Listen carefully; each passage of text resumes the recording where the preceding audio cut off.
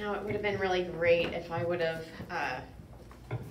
come up with this speech 2 weeks ago, practiced it every night, memorized it, and, presented it that way, but no. Spent all week trying to breed my mini Labradoodle. Oh my. Yes, well, it's taking all week because we take the dog over to her boyfriend's house, and he's so excited to see her. He's so excited. He might just be a little bit immature. He's just not landing it. So, so we've been spending 2 hours every night. So that's about all I really have at the end of my long work day. So, here we go. So if you don't mind, I'm going to read it a little bit. So, good afternoon. As you already know, my name is Cindy Wivell.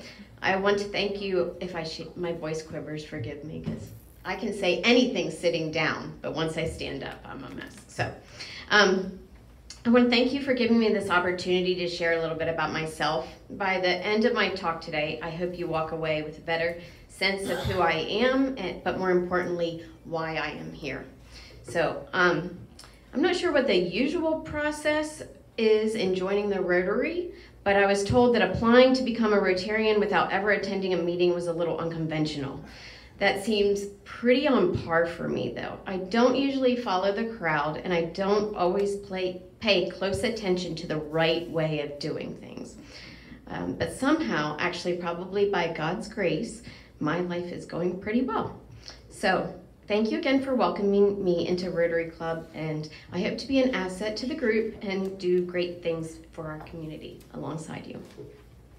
To begin, I want to answer the question that you may have, which is, why did I join Rotary? Well, the short answer is that I wanted to meet the most connected people in Elizabethtown.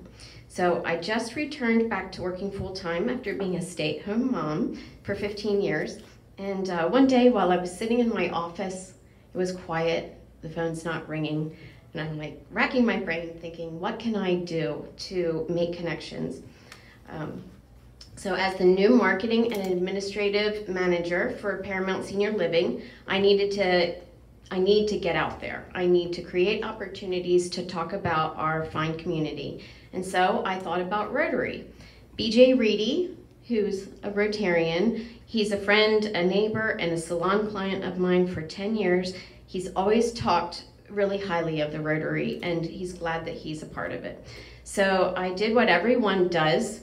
I turned to Google, and instead of calling BJ right away, and after scanning the pages of the Rotary website, I didn't hesitate to fill out the online application, because being a part of a group that existed to give back to the community that I was born and raised in would be so much more than making connections. So it's really going to make my heart sing to as I have always looked for ways to be a part of a solution instead of a problem. The long answer as to why Rotary fits in well with who I am is to tell you about how I became me. The story began in 1964. Glenn's gonna like this, he already told me. As long as you don't tell us when you were born. I'm like, too late, get ready. So back in 1964, when two people met each other in Illinois, fell in love and married, a job at Two Fools Orthotic and Prosthetics brought this couple to Elizabethtown, where they came to settle down and start a family. I am the fourth and last child born to Steve and Claudia Steinkamp, making me the baby of the family, which in my opinion is the best place to be in a birth order. Are there any other babies of the family? Four. All right. So we usually are the most spoiled, or so we're told by our siblings, and actually the most fun to be around. True. Right? All right. Okay. So we all know that we become adults, like who we become as adults is due largely to our upbringing and environment in which we grow up in. Being a native of Elizabethtown, I always remember feeling fortunate to be growing up here. I had a very rich childhood, developed a strong, lasting friendships, and a value system that I'm able to pass on to my own children. I attended Mill Road School, and because we made such great connections by being in the same class with the same group of kids from kindergarten to 5th grade, Some of my oldest and dearest friends are from that class. In fact, I have a beach vacation waiting for me in July with these same girls from kindergarten. So I have a whole soapbox about how I really don't agree with how we're mixing all these kids up in schools because they're not making connections, but no one that it impacts is here today, so I'll save that soapbox for another day. Anyway, Elizabethtown had and still has so many great opportunities for kids. I enjoyed many activities offered through the Rec Mission, which is now known to all of us as GEARS today. I loved the summer park program, tried all the sports programs like soccer, softball, basketball, and tennis, and even took one ballet class, which was not for me. And I remember fondly taking a Kids in the Kitchen cooking class where I learned how to make German pancakes, which is still one of my kids' favorite breakfast items. So I was a longtime member of the Willwood swim team, and I was a boys club cheerleader. I grew up attending the Hershey Free Church, but not just on Sunday mornings, but Sunday nights and Wednesday evenings, and whenever there was something going on at the church. I'm really grateful to my parents who offered me all these great opportunities to learn and grow within our wonderful community. And looking back, I realized that so many people gave their time and resources to create these opportunities for young people like myself. And coaches and class instructors were probably just volunteers that decided to make a difference in the lives of young kids. And in that, they set an example for me to follow as an adult in this same community. Of course, I continued to stay involved in many activities through my teen years. See, we're getting there. I'm up to the teen years. I played sports and I worked hard with my academics, and I had friends with whom I always was doing things with. I knew I was growing up in a pretty great area because I made it all through high school without ever being asked to take drugs in the bathroom. So not all people were as fortunate as me, but I think that we live in a pretty great place. During high school, I was lucky enough to spend a few of my summers working at a Christian camp in New Hampshire called Camp Spofford. I waitressed and lifeguarded there and found it thrilling to be on my own for a few months at a time. I also had an awesome opportunity to travel to Venezuela on a missions trip. And through these experiences and having impactful influences along the way, I learned the value of serving others. I can't ever remember a time where I didn't come back from a volunteer opportunity or from serving someone where I didn't feel rewarded in some way. So sacrificing time and resources can sometimes be a challenge, but I always am glad and grateful for the experience when it's over. Except this one time where we, as a lifeguard group, had to climb Mount Monadnock in New Hampshire, and we had to carry a little Boy Scout down on a stretcher, and only to find out that his injury was being faked. He just wanted to ride down. So anyway, that's another story. So it was Camp Spofford that I discovered something else about myself. For whatever reason, I began and enjoyed giving haircuts to friends while I was at camp. My grandmother was a hairdresser, so it's probably in my blood. So as a senior in high school, I had to determine the path for my future. And so I knew I wanted to attend a four-year college, but decided to do a gap year, which wasn't really a thing back then, like it is today, but to pursue a barber's license so I learned how to give a really good haircut. So after graduation, I enrolled in barber school in the evenings, and I cleaned rooms at the Best Western in Hershey during the day so I could pay for it on my own. It was a good decision, and it gave me an instant income and a great way to meet other students at college.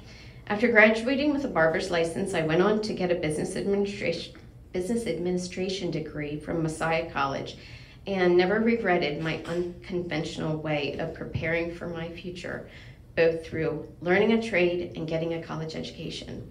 Both came to serve me well in my adult years. Before I graduated from college, I had secured employment like most graduates do, but probably not many find their first jobs in Key West, Florida, like I did. My college roommate and I moved to the southernmost point 2 weeks after graduating from college, which my parents were not excited about. And after a few days, I kind of learned why. But I loved it there and stayed almost 2 years. And I eventually ended up working for a tour company They pretty much own Key West, if you've been there, and they have operations in many of the tourism cities in the U.S. So I was able to move to Washington, D.C. and Savannah, Georgia to be the office manager for that company. I enjoyed living in these cool places, but my heart's desire was to meet a man from Lancaster County and raise a family in Elizabethtown. While still living in Georgia, I came home for a Thanksgiving in 1999 and attended a wedding of my high school friend, only to meet her younger brother. He was so young I didn't actually know him when we were in high school. So that man actually eventually attracted me back to Pennsylvania, and where we married and are now raising our 3 incredible kids, just as I hoped I would. But I didn't leave Georgia before I got to work as a production assistant on the movie set of The Legend of Bagger Vance, directed by none other than Robert Redford. So my claim to fame is being able to drive Bob back to his trailer for a potty break in a golf cart. So anyway, that was a lot of fun. Since being back to E-Town since 2000, I've worked in the marketing department at the Phillips Group in Middletown as a marketing director for Country Meadows Retirement Community in Mechanicsburg and Hershey, as a hairstylist in a few salons, and including my own. And now I'm fortunate enough to work as the marketing and admissions manager for Paramount Senior Living. My passion for serving others and being a support to older folks through one of the most difficult life transitions is truly rewarding. This position also allows me to use my social skills through planning marketing events and making connections with people that opens doors to be able to talk about our community. At Paramount, we offer delicious food and a beautiful environment and assistance to those that are no longer able to thrive in their own homes. If you know anyone that would benefit from our services, you can talk to me later. I have done quite a bit of volunteering over the past 22 years since returning to Elizabethtown. As soon as my oldest went to kindergarten, I helped in his classroom and every class after that until he reached middle school. And I did the same with my other 2 daughters that came after him. I was fortunate enough to be able to stay at home with my kids, which afforded me the time and flexibility to give a few hours each week to the school in some way. I was able to help on a consistent basis in all kinds of ways, from making copies and up to planning big events at Bear Creek School. Also during those years, I volunteered at the Chamber of Commerce, again hoping to be a part of the solution instead of complaining about the ghost town our downtown was turning into. I didn't do much, but it felt better to do even just a little instead of nothing. I'm really pleased that our downtown seems to be thriving so much more than it was 10 years ago. In the last 8 years or so, I've taught Sunday school and I've led events at an events committee at church, was the president of the Willowwood swim team for a few years, and I plan and run the children's games at the E-Town Fair every year. I'm also currently serving as the secretary for the Elizabethtown Area Education Foundation, and I also enjoy being involved in every parent group associated with my kids' activities and sports. During those years of flexibility, when I'm staying at home with my kids, I kept up my barber skills by working part-time in a salon, where I got reacquainted with Barry. During COVID, I renovated a small space in my home and created a home salon so I could be in our house while our children did online school. It's funny how life works out, because that was a silver lining in COVID for us. In 2021, my oldest son graduated from high school and enrolled at the Pennsylvania College of Technology in Williamsport, and he's studying welding and metal fabrication engineering. The college tuition bills came with his enrollment, unfortunately, and it signaled that it was time to get back to working full-time. So it's taken a bit of adjustment to our new lifestyle, but my family has been terrific during this transition. My daughters just finished their sophomore and 7th grade years and are extremely self-sufficient. So much that they just keep me abreast of what's going on. They tell me where I need to be and what time, and they remind me probably 3 times. So they too are quite involved in a lot of activities, and they excel in school to the point where I'm wondering if I brought the right babies home from the hospital. They both enjoy volunteering as well. The three of us were involved in the lunch ministry that Joan Crick headed up at the Church of God when the schools closed for COVID in 2020. As a team, we made hundreds of bagged lunches each day and dispersed them at several locations in E-Town for about 6 weeks or so, and then that actually continued 2 to 3 days a week, I think through the months, if I remember correctly. It was quite an operation, and we were happy to be a part of it. And the girls also helped me run the children's games at the fair. We do 2 games a day while we're there, but most of the time they also volunteer in the petting zoo and work with the bunnies. So that has led to my youngest daughter actually creating a 4-H project right now, and she is breeding bunnies, and we have 14 little ones right now and more on the way. And if you would like one, there will be for sale at Brant's Farm Supply next week. So I'm very proud of my kids. Each one of them has a great heart and has a desire to be a successful member of society, which to that I'm very relieved. My middle daughter Jillian is planning on taking her heart to serve others across the globe to Accra, Ghana, with Arm of Hope, which you may have heard of through the Groves, or anybody else that attends Hope Community Church, which we also attend. I'm a little nervous. I'm a lot excited for her, but of course it's going to be an incredible experience for her waiting. If you know of any fundraising ideas that my daughter can use, please let me know after this, because it is a costly adventure as well, but it's going to be definitely well worth it. Again, I'm very proud of our kids and the incredible human beings they're becoming. I can't take all the credit because I know God has his hands on them. But also, I have to give some credit to my husband. He's a wonderful man. He's a strong influence on them, of course, naturally. He grew up on a local dairy farm outside of Mount Joy, and he's instilled a strong work ethic in each of them. He graduated from Penn State with ag business degree and is using the degree and his background on the farm to serve primarily the Amish community as a nutritionist, dairy nutritionist. He's been serving some of his customers as long as 16 years.